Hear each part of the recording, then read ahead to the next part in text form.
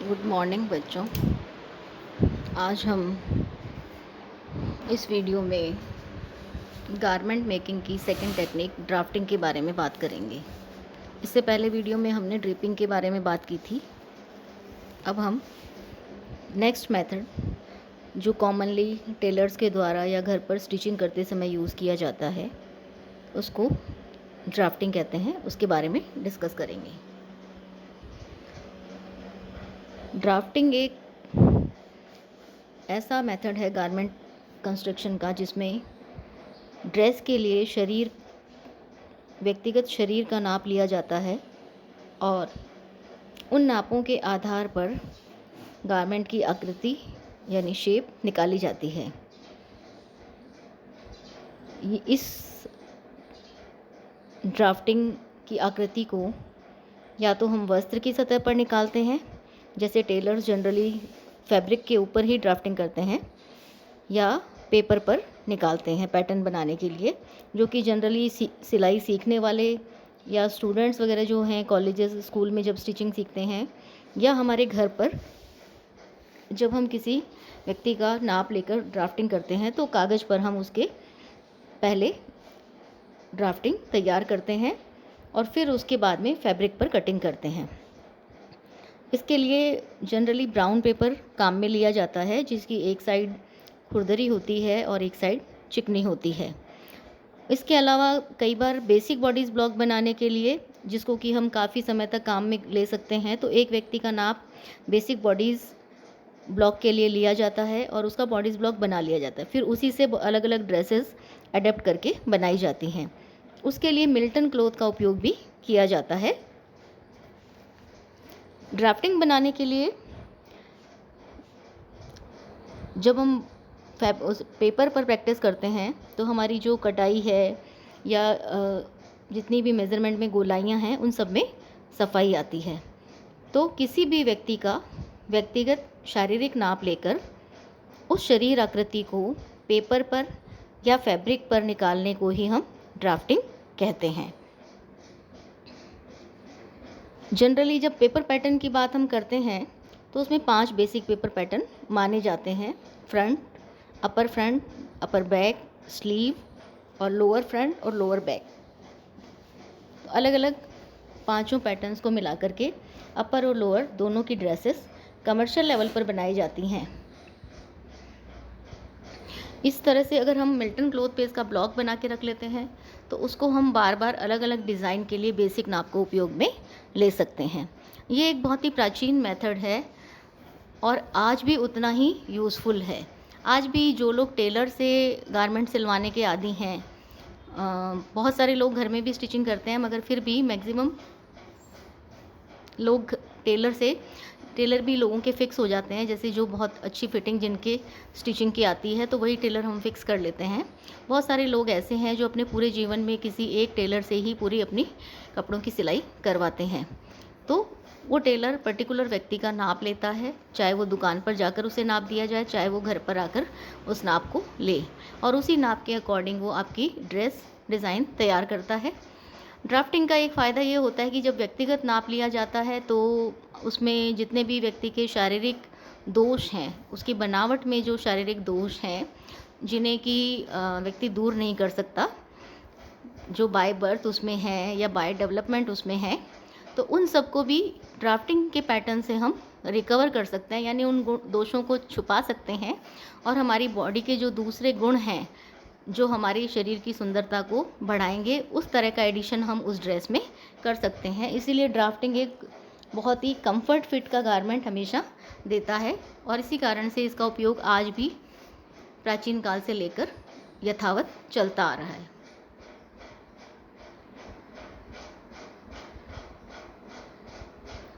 ये कुछ पैटर्न हैं ड्राफ्टिंग के, जिसमें पेपर पर, ब्राउन पेपर पर और प्लेन पेपर पर ड्राफ्टिंग का तरीका बताया हुआ है। ड्राफ्टिंग करने के लिए हम क्या करते हैं, जनरली जो ब्राउन पेपर है उसकी खुरदरी सतह पर ड्राफ्ट का काम करते हैं, हमेशा चिकनी सतह पर काम नहीं करते, खुरदरी सतह पर हम ड्राफ्टिंग का काम करते हैं।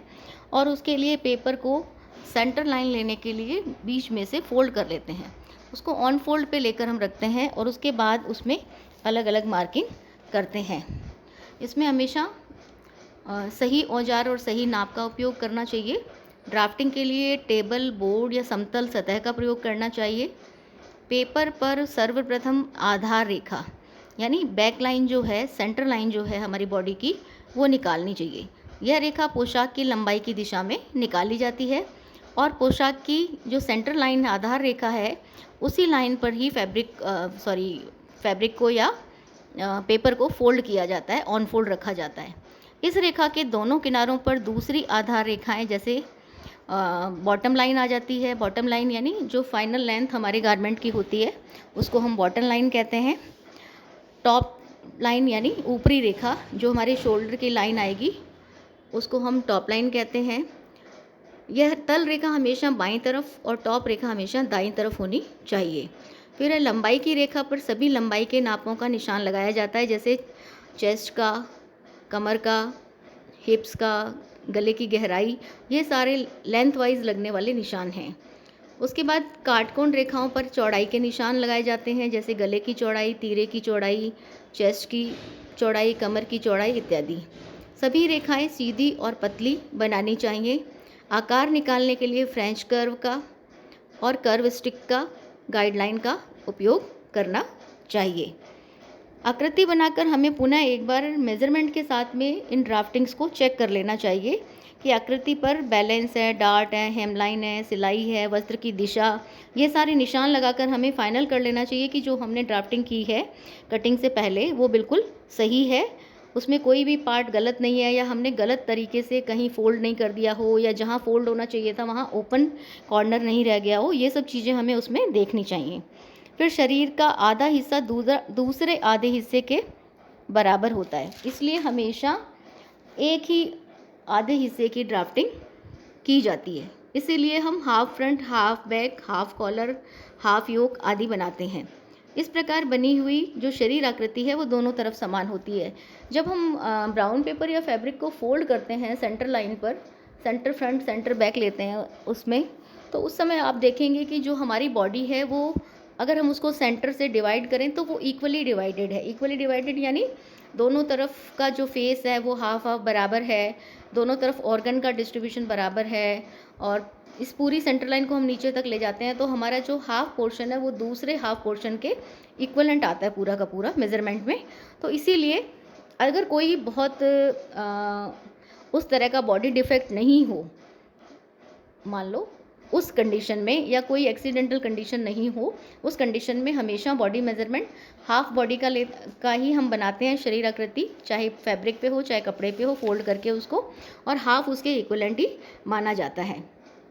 पेपर पर हमेशा ऑन फोल्ड, फिर जहाँ से हमें तुरपाई करनी है या टर्न करके नीचे से हेमिंग करनी है उसका निशान सिलाई के दबाव यानी सीम अलाउंस जो रखा जाता है, सीम अलाउंस यानी वो फैब्रिक जो हम हमारी फिटिंग के बाद एक्स्ट्रा उस गारमेंट में रखते हैं ताकि भविष्य में ज़रूरत पड़ने पर उस वस्त्र को जो हमने सीम अलाउंस में छोड़ा है उसको, उससे वस्त्र के नाप को बढ़ाया जा सके। तो उसके लिए जो छोड़ा जाता है उसे हम सिलाई दबाव या सीम अलाउंस कहते हैं, उसका निशान हमें लगाना चाहिए। फिर डिज़ाइन के जो प्रिंट हैं, जो प्लेट्स हैं, चेक्स हैं, ये जो कपड़े होते हैं जो वन वे प्रिंट्स होते हैं, इनमें हमें ध्यान रखना पड़ता है कि हमारे जो चेक्स हैं या लाइंस हैं, आड़ी लाइंस या खड़ी लाइंस जो भी हैं, उनको जब भी हम डिज़ाइन में बनाएंगे तो उनका एग्जैक्ट मैचिंग पॉइंट होना चाहिए उन रेखाओं का, उन दिशाओं का। वन वे जो डिज़ाइंस होते हैं, जो वन साइडेड होते हैं, वो हमेशा हमें देखना चाहिए कि कटिंग में ऐसा नहीं हो कि जब हम उसे पहने तो एक तरफ तो वो सीधे नज़र आ रहे हैं और दूसरी तरफ वो डिज़ाइन उल्टा हो गया। वैसा बहुत बार हो जाता है गलती से, घर में भी और टेलर से भी। तो अगर सिंगल वन वे डिज़ाइन है तो उसमें हमें फ्रंट और बैक दोनों अलग अलग काटने पड़ते हैं कपड़े पर ध्यान रखते हुए। तो कुछ चीज़ों का ध्यान हमें रखना चाहिए इसमें। फिर जो पैटर्न है उसके मुख्य हिस्सों पर सभी महत्वपूर्ण नाप लिख देने चाहिए।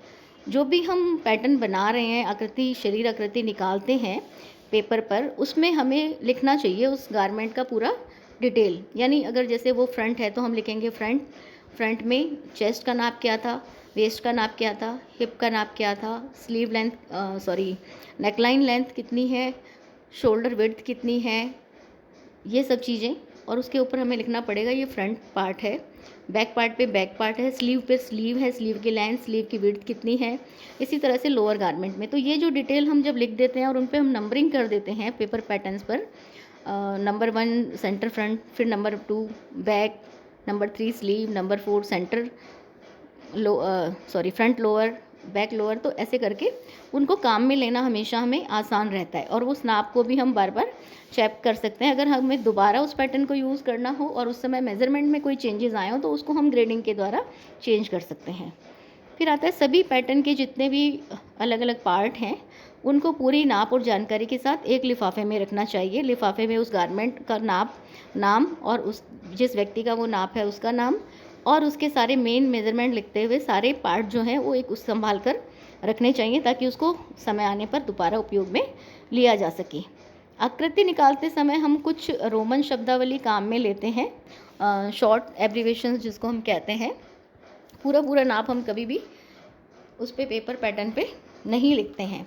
तो इसमें आप देखेंगे कि जैसे हम लिखते हैं सेंटर फ्रंट के लिए CF, CB यानी सेंटर बैक, NW यानी नेक टू वेस्ट, NP यानी neck point, SP shoulder point, UP under arm point, B से bust, NL neckline, SH shoulder, XB across back, XCH across chest, TA top arm, DC depth of crotch, SG straight grains. इस तरह से CH chest measurement के लिए, Y लिखते हैं बायस fabric के लिए, H लिखते हैं हिप मेजरमेंट के लिए। तो ये कुछ छोटी शब्दावली एब्रीवेशंस के रूप में हम ड्राफ्टिंग पर काम में ले सकते हैं, जहाँ पर हमें फुल इनकी मीनिंग लिखने की ज़रूरत नहीं है या फुल नेम लिखने का ज़रूरत नहीं है, क्योंकि फुल नेम काफ़ी बड़ा हो जाता है और इतनी डिटेल वहाँ पर आ नहीं पाती है पेपर पैटर्न पर। तो हम ये शॉर्ट एब्रीवेशंस उसमें यूज़ कर सकते हैं।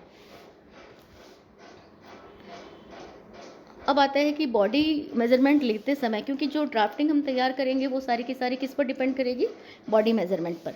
और बॉडी मेज़रमेंट अगर हमने प्रॉपर लिया है तभी हम प्रॉपर ड्राफ्टिंग और प्रॉपर कटिंग और प्रॉपर गारमेंट की फिटिंग दे सकते हैं। अगर बॉडी मेज़रमेंट लेने में किसी तरह की कोई गलती या गड़बड़ी होती है तो फिर उसको जो गारमेंट की फिटिंग है वो उससे प्रभावित होती है। तो बॉडी मेज़रमेंट लेते समय 3 तरह के मेज़रमेंट लिए जाते हैं, जनरली हम सब जानते हैं, लंबाई के, चौड़ाई के और गोलाई के। तो कुछ ध्यान रखना चाहिए हमें। जो गोलाई के मेज़रमेंट लिए जाते हैं वो कभी भी बहुत टाइट या बहुत ढीले नहीं लिए जाते, उनको बहुत स्पेस छोड़कर या ईज छोड़कर नहीं लिया जाता, ना ही बहुत टाइट करके लिया जाता है। और जो भी राउंड नाप हैं अधिकतर वो इंची टेप को भी गोलाई में खड़ा करके उस तरह से लिए जाते हैं। आउटर गारमेंट जो भी अगर कुछ पहना हुआ होता है, कोट, कार्डिगन वगैरह, तो उनको उतार करके बॉडी का नाप लिया जाता है। उसके अलावा जो मेजरिंग टेप है वो गुड क्वालिटी की, अच्छी क्वालिटी की और प्रॉपर होनी चाहिए, जिसकी डिटेलिंग प्रॉपर हो। और जिस व्यक्ति का हम नाप ले रहे हैं उसका पोस्चर यानी उसके खड़े होने का जो तरीका है वो बहुत इंपॉर्टेंट है। उसके खड़े होने से हमें उसकी बॉडी डिफेक्ट का भी पता लगता है, और अगर वो स्ट्रेट खड़ा होता है तो उसकी जो मेज़रमेंट है वो एक्यूरेट आएंगे, उसी हिसाब से उसकी जो फिटिंग है वो भी बिल्कुल प्रॉपर आएगी। बॉडी मेज़रमेंट लेने के बाद में ड्राफ्टिंग की जाती है, जो हमेशा फैब्रिक के या पेपर के उल्टी साइड की तरफ की जाती है। हमेशा ये ध्यान रखना चाहिए कि जब तक हम पूरी तरह से परफेक्ट नहीं हो जाते, हमें हमेशा पेपर पर पहले ड्राफ्ट पैटर्न तैयार करना चाहिए, फिर ही उसे फैब्रिक पर ट्राई करना चाहिए। जो रिक्वायरमेंट्स हमें पेपर ड्राफ्ट बनाने के लिए आवश्यक होते हैं उनमें मेजरिंग टेप, ब्राउन शीट, स्नैपर्ड पेंसिल, फ्रेंच कर्व और रूलर। बहुत ज़्यादा इक्विपमेंट इसके लिए नहीं चाहिए हमें।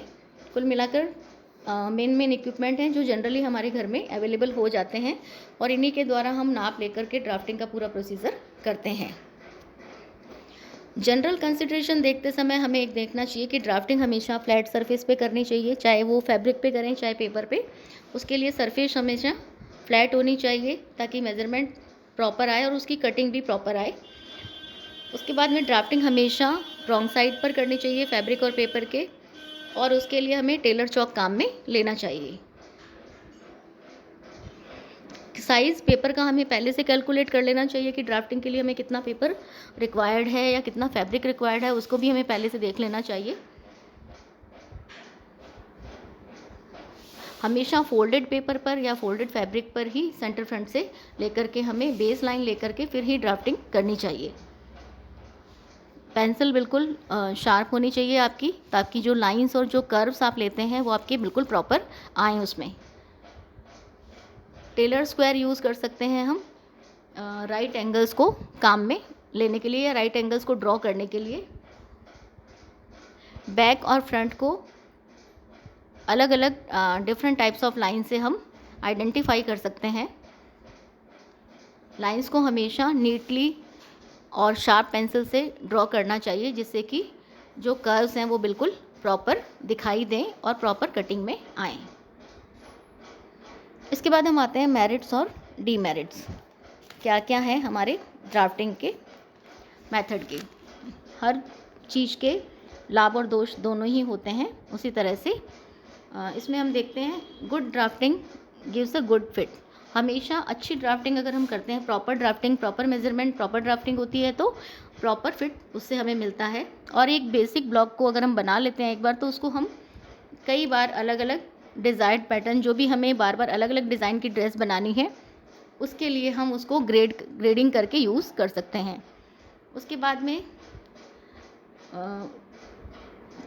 कटिंग में एक्यूरेसी हमें मिलती है। अगर हमारे पास ड्राफ्ट होता है तो फैब्रिक की बचत होती है और वो जो वेस्टेज निकलता है उसको हम बहुत कम कर सकते हैं, क्योंकि हम पेपर पैटर्न बनाते हैं। पेपर पैटर्न को जब हम फैब्रिक पर सेट करते हैं पूरा कटिंग के लिए, तो उस समय हम उसे इस तरह से सेट कर सकते हैं कि जो वेस्टेज ऑफ कट जाएगा फैब्रिक, या जो कटिंग के बीच में जो वेस्ट निकलेगा वो कम से कम हो। फिर कटाई और सिलाई में सरलता होती है। सिलाई सीखने वालों के लिए ये विधि बहुत ही उपयोगी मानी जाती है। ड्राफ्ट को हम सेव कर सकते हैं और बार बार यूज़ कर सकते हैं, और कभी कभी गलती या कमी होती है तो उसका हमें तुरंत पता लग जाता है, और पैटर्न पर ही हम उसको सुधार कर लेते हैं, तो फैब्रिक में वो गलती दोहराई नहीं जाती। टेलर के लिए ग्राहकों के व्यक्तिगत पैटर्न सहायक होते हैं, जिनसे डिज़ाइन के अनुसार काट छाँट करके वो नए डिज़ाइन तैयार कर सकता है। वस्त्र की लागत का हमें सही अनुमान भी लगा सकते हैं इसमें। पेपर पैटर्न बनाने के बाद तो हमें एक्स्ट्रा फैब्रिक लेने की ज़रूरत नहीं पड़ती, या जो फैब्रिक है उसको प्रॉपरली बिल्कुल बैलेंस उसमें यूज़ कर सकते हैं हम।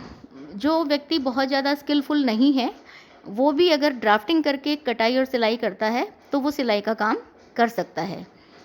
इसमें एक बार एक व्यक्ति अगर अपना नाप कहीं टेलर के यहाँ दे देता था, उसे बार बार अपना नाप देने के लिए उपस्थित नहीं होना पड़ता। और फिटिंग वाले जितने भी वस्त्र हैं उनके लिए ये बहुत उपयोगी मेथड है। व्यक्ति के शारीरिक दोषों को छुपाकर उसके गुणों को उभारा जा सकता है इस विधि से। तो ये बहुत सारी इसके फ़ायदे हैं। लिमिटेशंस हम देखें, बहुत ज़्यादा दोष इसमें नहीं है। अगर हम देखते हैं तो